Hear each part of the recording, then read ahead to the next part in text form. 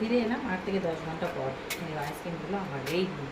তো চলো দেখাচ্ছি। এই আইসক্রিম আমার ছেলের কিন্তু সত্যি খুব পছন্দের। ওয়াও, তো দেখো কালারটা কত সুন্দর এসছে, একদম টুইন ওয়ান। আর ফ্লেভারটাও দেখো কত সুন্দর, একদম আইসক্রিমটা কতটা সফট হয়েছে দেখো, কোনো রকম হুইপিং ক্রিম ছাড়া।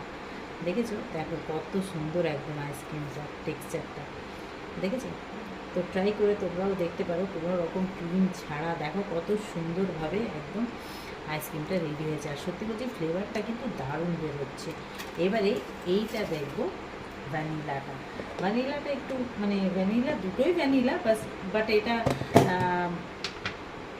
স্ট্রবেরি ফ্লেভার ছাড়া, হোয়াইট একদম। তো এটা দেখুন কেমন হয়েছে। এটা একটু অল্পই হয়েছে, লেয়ারটা খুব পাতলা। তো করার কিছু নেই, আসলে আমার এটা বানানোর কোনো ছিল না, ওইটা স্ট্রবেরিটা বানিয়ে দিলাম, তো সেই জন্য